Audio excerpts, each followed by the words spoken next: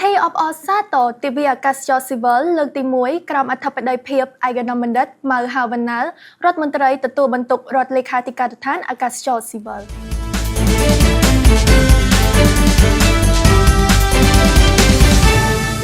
សាកលវិទ្យាល័យ Belty អន្តរជាតិបានដឹកនាំនិស្សិតនៃមហាវិទ្យាល័យអាកាសចរស៊ីវិលចូលរួមក្នុងពិធីអបអរសាទរទិវាអាកាសចរស៊ីវិលលើកទី1និងទស្សនាស្តង់ពិព័រណ៍អាកាសចរក្រោមប្រធានបទអាកាសចរស៊ីវិលដើរតួនាទីយ៉ាងសំខាន់ក្នុងការចូលរួមជំរុញសេដ្ឋកិច្ចទេសចរសង្គមនិងវប្បធម៌ឲ្យមានការរីកចម្រើនប្រកបដោយចីរភាពនៅអតីតអាកាសយានដ្ឋានអន្តរជាតិភ្នំពេញក្រោមអធិបតីភាពឯកឧត្តមបណ្ឌិតម៉ៅហាវណ្ណាលរដ្ឋមន្ត្រីទទួលបន្ទុករដ្ឋលេខាធិការដ្ឋានអាកាសចរស៊ីវិលព្រមទាំងមានការអញ្ជើញចូលរួមពីថ្នាក់ដឹកនាំរដ្ឋលេខាធិការដ្ឋានអាកាសចរស៊ីវិលភ្ញៀវកិត្តិយសជាតិនិងអន្តរជាតិផងដែរបន្ថែមពីនេះទៅទៀតមានសកម្មភាពជាច្រើនមានដូចជារត់ប្រណាំងលើផ្លូវយន្តហោះក៏ដូចជាការតាំងពិព័រណ៍បង្ហាញផលិតផលសេវាកម្មអាកាសចរការតាំងបង្ហាញយន្តហោះធុនតូចការបង្ហោះដ្រូនម្ហូបអាហារផលិតផលខ្មែរនិងការផ្ដល់ជូនកាដូអនុស្សាវរីយ៍ជាច្រើនពីក្រុមហ៊ុនអាកាសចរនានាដែលរៀបចំឡើងនៅអតីតអាកាសយានដ្ឋានអន្តរជាតិភ្នំពេញ VIP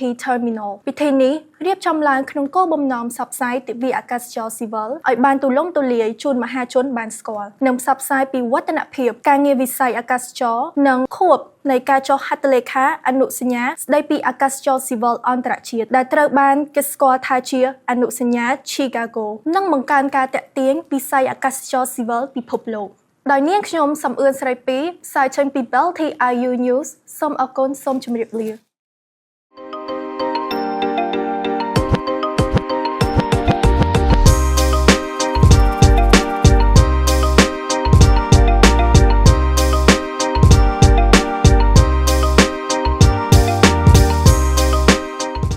Belty International University, the future of global leaders.